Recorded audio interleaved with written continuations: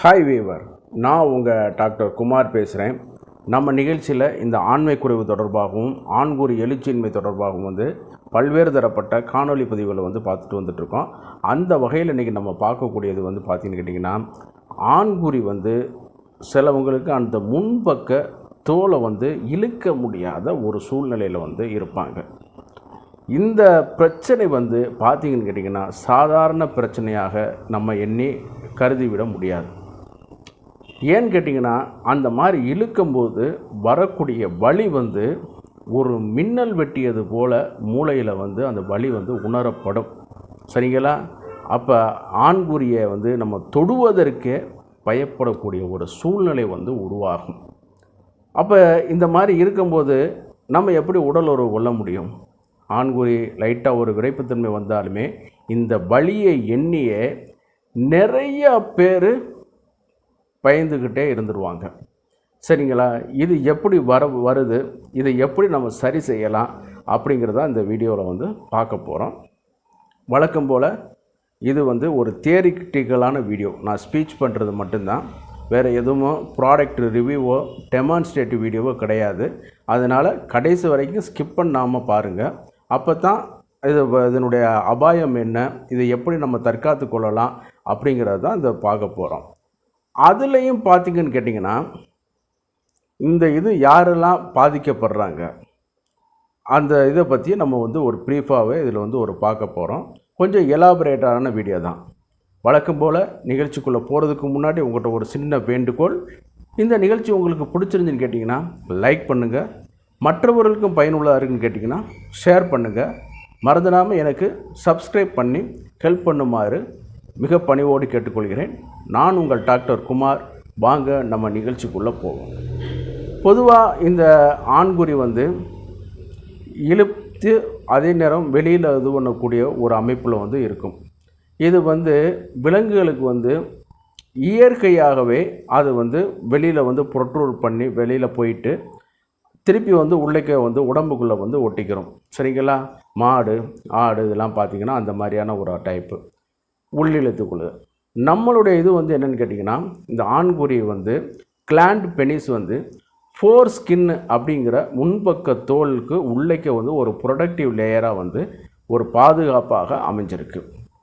இது ஏன் அப்படின்னு இருக்குதுன்னு கேட்டிங்கன்னா, இந்த பரிணாமத்தில் பார்க்கும் பொழுது இது பார்த்திங்கன்னு கேட்டிங்கன்னா, மனிதன் இருக்கிறதுலே அதிகப்படியான அந்த காம உறுப்பை பயன்படுத்துறதுனால அவனுடைய வளர்ச்சியிலேயே ஒரு 28 மடங்கு பெரியதாக இருந்தது. காலத்தில் பார்த்திங்கன்னு கேட்டிங்கன்னா, நம்ம குரங்கிலிருந்து வந்தவங்க அப்படிங்கிற ஒரு பரிணாம கொள்கை இருக்குது.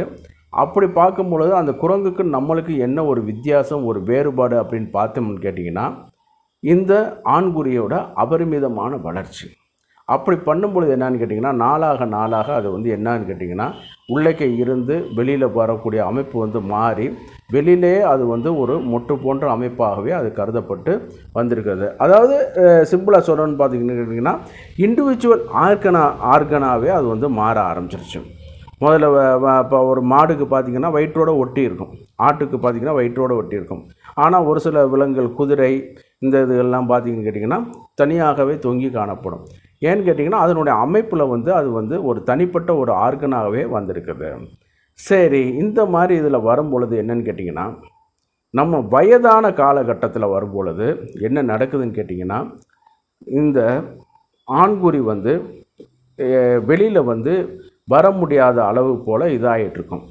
சிம்பிளாக சொல்லணும்னு கேட்டிங்கன்னா, தூய தமிழில் சொல்கிறேன், முன்பக்க தோல் ரொம்ப இறுகி காணப்படும். நல்லா சூரிய வெளிச்சத்தில் நல்லா வெளிச்சத்தில் பார்த்தீங்கன்னு கேட்டிங்கன்னா ஒரு வெள்ளை நிற படிமம் மாறி இருந்து கொண்டு சிகப்பு கோடுகளாகவே காணப்படும். ஒரு பலாச்சோலை அப்படி வெடிச்சா எப்படி இருக்கும், அதாவது அந்த தோல் முன்பக்கத்தில் வெடிப்பாக இருக்கும். இது ரவுண்டான ஸ்பிங்டரான ஒரு தோல். எப்படி மலத்துவாரத்தில் அந்த தோல் ஸ்பிங்டர் மசில்னு சொல்கிறோமோ அதே மாதிரி இந்த ஸ்கின்னுக்கு ஒரு ஸ்பிங்டர் அமைப்பில் தான் காணப்படும். அப்படி இருக்கும் பொழுது இந்த ரவுண்டு வாக்கில் வெடிப்பு ஏற்படாது. அதில் பார்த்திங்க கேட்டிங்கன்னா நெடுக்கு வாக்கில் ஏற்படும். அதாவது அந்த கோடுகள் எல்லாமே வெளியில் அகலமாகவும் உடம்பை நோக்கி செல்லும் பொழுது ஒரு ரேகை போன்று ஓடி காணப்படும். ஒரு கதிர்கள் போன்று அது வந்து இப்போ இதாகி காணப்படும். அப்படி உள்ள காலகட்டத்தில் வந்து பார்க்கும் பொழுது அந்த ஸ்பிங்டரோட வந்து இறுகிய தன்மை வந்து அதிகரிச்சிடும். அப்போ என்ன ஆகுன்னு கேட்டிங்கன்னா, அந்த ஆண்குறியை நம்ம இழுக்கும் பொழுது மிக தீவிரமான வலி, கட்டிங் பெயின் அப்படிங்கிற மாதிரியான இதில் வந்து வலி ஏற்படும். அதனால் வந்து அவங்களுக்கு வந்து சொல்லணுன்னா துயரங்களை வந்து இது பண்ணுவாங்க. இதற்காகவே அந்த உடலுறவு பண்ணக்கூடிய விருப்பமே போயிடும். சிலவங்களுக்கு ஆண்குறி எழுச்சி நல்லா இருக்கும், ஆனால் அந்த தோல் பிரச்சனையை பார்த்த பிறகு என்னன்னு கேட்டிங்கன்னா, அவங்களுக்கு வந்து இன்னும் வந்து அது வந்து ஜாஸ்தியாக ஆரம்பித்தோடனே பயந்துக்கிட்டே பண்ண மாட்டாங்க.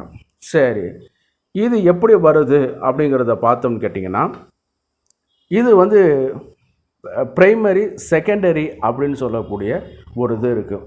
முதல் நிலை, இரண்டாம் நிலை அப்படின்னு சொல்லக்கூடியது.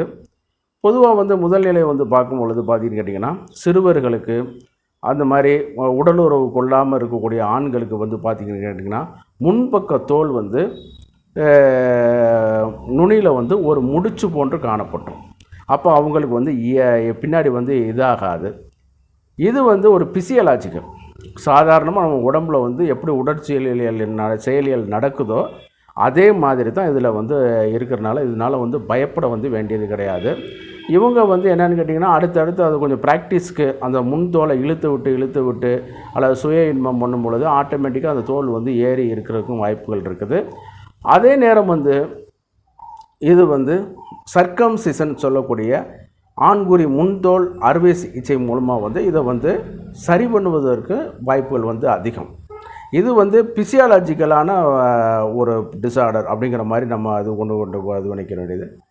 அடுத்து செகண்டரி பார்த்தீங்கன்னு கேட்டிங்கன்னா, ஏறத்தாழ 40-45 வயது உள்ள வயதானவர்களுக்கு வந்து இந்த பிரச்சனை வந்து தோன்ற ஆரம்பிச்சிடும். சரிங்களா?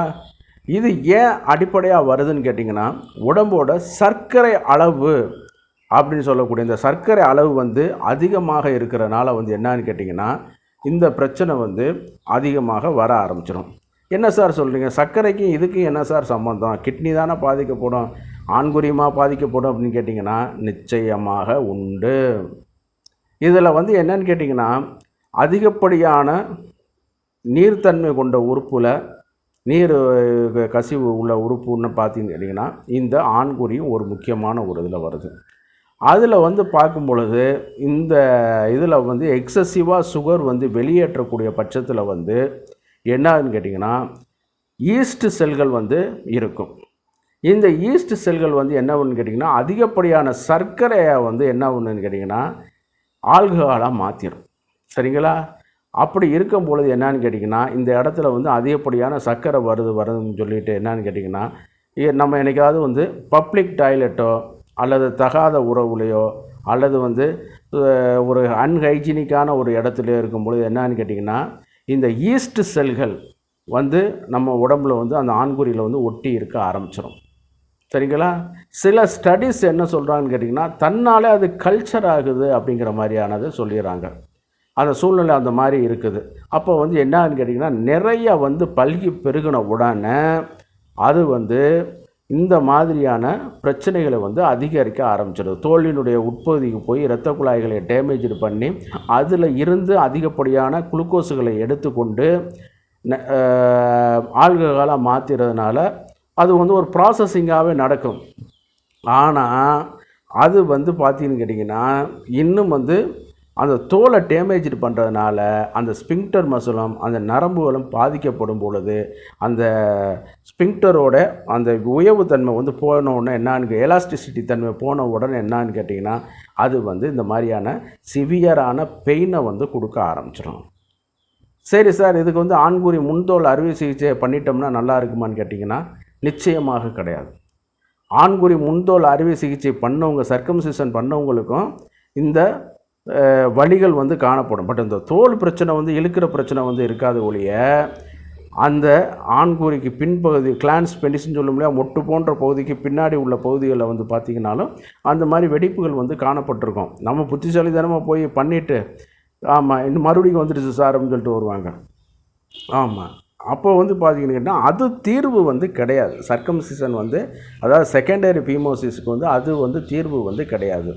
அப்போ என்ன சார் இது தீர்வு அப்படின்னு சொல்லி நம்ம பார்க்கும் பொழுது சிம்பிளாக வந்து பார்த்தீங்கன்னு கேட்டிங்கன்னா உங்களுடைய உடம்பினுடைய சர்க்கரை அளவை வந்து கட்டுக்குள்ளே கொண்டு வாங்க. இது ஈஸ்ட் செல்கள் மட்டும் கிடையாதுங்க. அதுக்கப்புறம் அமீபா வந்து அதில் உழைக்க வர ஆரம்பிச்சிடும். அதுதான் பெரிய வேதனையான ஒரு சூழ்நிலை. இந்த அமீபா வந்து கல்ச்சராக என்னன்னு கேட்டிங்கன்னா உடம்புல வந்து போக ஆரம்பிக்கும். அதே நேரம் சிறுநீரக குழாய்கள் மூலமாகவும் சிறுநீரகத்தை அடைந்து அதை டேமேஜ் பண்ண ஆரம்பிக்கும். நம்ம நினச்சிடுவோம் சாதாரண யூரினரி ட்ராக்ட் இன்ஃபெக்ஷன் தானே அப்படின்னு சொல்லிட்டு அதற்கான சில மருந்துகளை வந்து நம்ம எடுத்துருவோம். மெட்ரோனிடசால், இந்த மாதிரி ஃப்ளக்னோசால், அந்த மாதிரியானதுகள்லாம் எடுத்துருவோம். ஆனால் அதுக்கு வந்து கண்ட்ரோல் பண்ணுறதுக்கு வந்து முக்கியமான ஒரு இது வந்து திருப்பி வராமல் அது கல்ச்சராகாமல் தடுப்பது வந்து நம்ம கையில் தாங்க இருக்குது. எப்படின்னு கேட்டிங்கன்னா நல்லா சுகரை வந்து கண்ட்ரோல் பண்ணிடணும். மெயினாக சுகரை வந்து கண்ட்ரோல் பண்ணிடணும். நல்லா வாக்கிங் எக்ஸசைஸ் போகணும். பப்ளிக் டாய்லெட்டுகளை வந்து போகும் பொழுது வந்து கொஞ்சம் எச்சரிக்கையாகவும் கவனமாகவும் கையாள வேண்டும். ஆண்களாக இருக்கிற பட்சத்தில் வந்து நல்லா வந்து தூக்கி ஒன்றுக்கு அடிக்கணும். நல்லா பிடிச்சி ஒன்றுக்கு அடிக்கணும். சிலவன் அந்த பேசினில் பக்கத்திலே போய் ஒன்றுக்கு அடிக்கிறான். சொல்கிறதுக்கே நம்மளுக்கு சங்கடமாக இருக்குது. அதை வந்து நம்ம ஒன்றும் தவிர்க்க முடியாது. பப்ளிக் டாய்லெட்டு அப்படி தான் இருக்கும். பட் உடம்பு நீ தானே பார்த்துக்கிறன்னா நல்லா வந்து ஸ்டாண்டப்பாக நல்லா ஏறி நின்று கொஞ்சம் வந்து நல்லா உயர்ந்து இது பண்ணிவிட்டு அதில் பத்தலைன்னா கூட ஒரு எக்கிக்கிட்டு ஆண்குறியை நல்லா எடுத்துக்கிட்டு நல்லா வந்து அதில் டச் பண்ணிடாத அளவுக்கு நல்லா உயர்த்தி பிடிச்சி ஒன்றுக்கு அடிக்கணும். சரிங்களா? அப்படின்னா தான் அது வந்து ஈஸியாக வந்து வராது. அது நீங்கள் பக்கத்துலேயே வச்சு அடிக்கும்போது முன்னாடி உள்ள யாராவது அது மாதிரி பாதிக்கப்பட்டவங்களோட இது இருக்கும். அது மேலே பட்டு திருப்பி ரிவர்ஸ் வரும். அந்த மாதிரியான ஒரு இது இந்த மாதிரி அது வந்து காற்றின் மூலம் பரவாது, ஆனால் கான்டாக்ட் மூலம் பரவும். சரிங்களா? அப்போ வந்து நம்ம வந்து அங்கே உள்ள பைப்பு இந்த மாதிரியான இதுகள்லாம் நம்ம கையை வச்சுட்டு வந்து நம்ம ஆண்குறியை தொட்டு சிப்பை கழட்டும் பொழுது அதனால கூட அது ஒட்டி கொள்வதற்கு வாய்ப்புகள் வந்து அதிகம். அப்புறம் உடற்பயிற்சி மூலமாக வந்து சர்க்கரை அளவு வந்து கண்ட்ரோல் பண்ணிங்கன்னா அந்த ஈஸ்டோடைய இது வந்து கொஞ்சம் கொஞ்சமாக குறைய ஆரம்பிச்சிடும். அந்த ஈஸ்டோட அளவுகள் வந்து குறைய ஆரம்பிச்சிடும். அதே நேரத்தில் வந்து இந்த வெடிப்போட பாதிப்பும் வந்து கொஞ்சம் கொஞ்சமாக இது பண்ண ஆரம்பிச்சிடும். அதை வந்து பார்க்கும் பொழுது இந்த சர்க்கரை மட்டும் கிடையாதுங்க. உடற்பயிற்சி கொஞ்சம் முக்கியம். பர்சனல் ஹைஜீனிக்கும் ரொம்ப முக்கியம். ஆமாம். அதே நேரத்தில் வந்து என்ன பண்ணணும்னு கேட்டிங்கன்னா இதற்கான சிகிச்சை முறைகள் வந்து பார்த்தீங்கன்னு கேட்டிங்கன்னா தகுந்த அரசு பதிவு பெற்ற மருத்துவரை நீங்கள் அணுகி அதுக்கான ஒரு கூட்டு மருந்து சிகிச்சை மாதிரி பண்ணி எடுத்துக்கொள்ள வேண்டும். ஏன் கூட்டு மருந்து சிகிச்சைனா இஸ் ஏ காம்பினேட்டட் ட்ரிக். சர்க்கரை மருந்து இருக்கும், ஒரு ஈஸ்ட்டை கண்ட்ரோல் பண்ணக்கூடிய மருந்து இருக்கும், ஒரு புரோட்டோசோவா இன்ஃபெக்ஷனை கண்ட்ரோல் பண்ணக்கூடிய ஒரு மருந்துகள் இருக்கும், இது ஒரு ஆன்டிபயோட்டிக் ஒன்று சேர்த்து இதை கொஞ்சம் கொடுத்தால்தான் அது வந்து இது பண்ணக்கூடும். எக்ஸ்டர்னலாக வரும்பொழுது சில ஆன்டிபயோட்டிக் மருந்துகளை வந்து நம்ம வந்து பயன்படுத்தி கொள்ள வேண்டும். அப்படி பயன்படுத்தி கொண்டால் தான் அது வந்து அந்த பிரச்சனை வந்து கொஞ்சம் கொஞ்சமாக இது பண்ணி கொடுக்க வைக்கும். அப்புறம் போய் என்ன பண்ணுவான்னா மறுபடியும் போய் ஒரு கூல்ட்ரிங்க்ஸ் பாட்டில் அடிச்சுட்டு வரும். அது அன்னைக்கு தெரியாது, அதுக்கு 2ஆம் நாள் தான் மறுபடியும் அது பலாச்சோளம் மாதிரி பழந்துக்கிட்டு ஆண்குறி வந்து இழுக்க முடியாத ஒரு சூழ்நிலை இருந்துக்கிட்டு வலி ஏற்பட ஆரம்பிக்கும். சரிங்களா? அப்போ அந்த மாதிரியான இதுகளை வந்து நம்ம வந்து ட்ரிங்க்ஸோ கூல்ட்ரிங்க்ஸுகளை வந்து நம்ம வந்து கொஞ்சம் கொஞ்சமாக அவாய்ட் பண்ணிடுறது ரொம்ப நல்லது. ஆமாம்.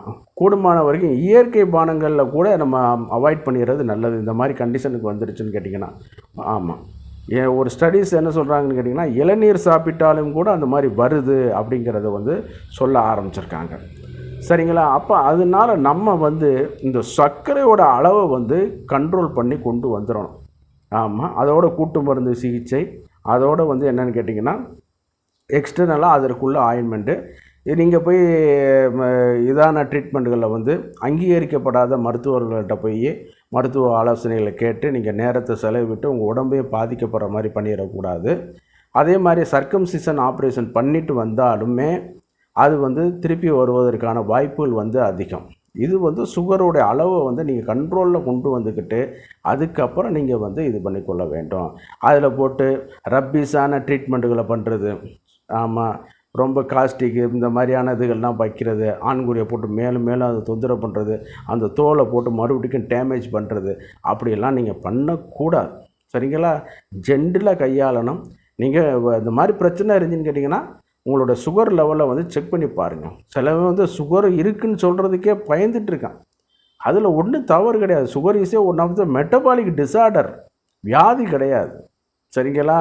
அப்போ இந்த மாதிரியான பிரச்சனைகள் இருக்குன்னா நீங்கள் வந்து கரெக்டாக வந்து சர்க்கரை வேலையோட மருந்துகளை எடுத்துக்கொண்டு நீங்கள் பயன்படுத்திக்கிட்டிங்கன்னா அது ஆட்டோமேட்டிக்காக அது வந்து கண்ட்ரோல் ஆகிடும்.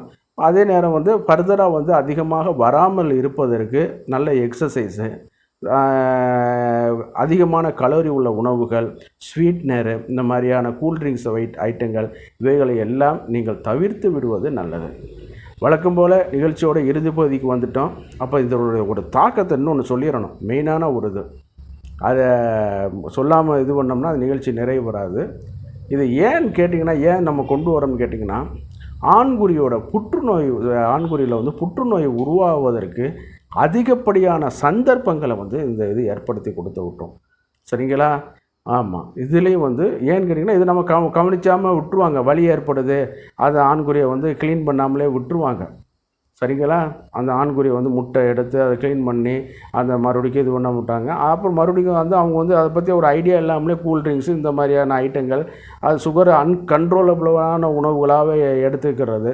அப்போ என்ன ஆகுன்னு கேட்டிங்கன்னா, மறுபடிக்கும் அது அப்படியே உள்ளேக்கே இருந்துக்கிட்டு அந்த இன்ஃபெக்ஷன் நாளாவட்டத்தில் ஒன்று டியூபர்குலோசிஸ் தொற்றுகள் வருவதற்கும் வாய்ப்புகள் இருக்குது. நீங்கள் என்ன கேட்கலாம், காசநோய் நுரையீரலில் தான் சார் வரும்னு கேட்கலாம்.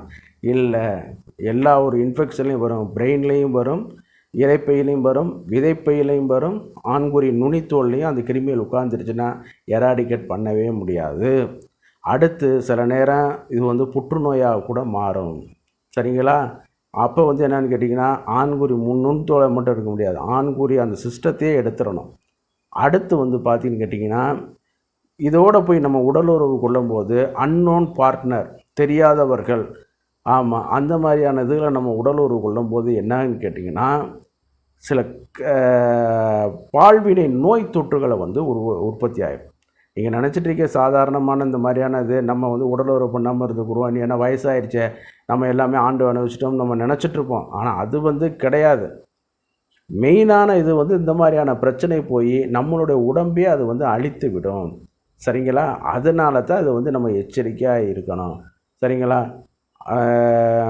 தகுந்த அரசு பதிவு பெற்ற மருத்துவரை நீங்கள் அணுகி அதற்கான ட்ரீட்மெண்ட்டை வந்து நீங்கள் இது பண்ணாலே போதும். வழக்கம் போல் நிகழ்ச்சியோட இறுதி பகுதிக்கு வந்துட்டோம்.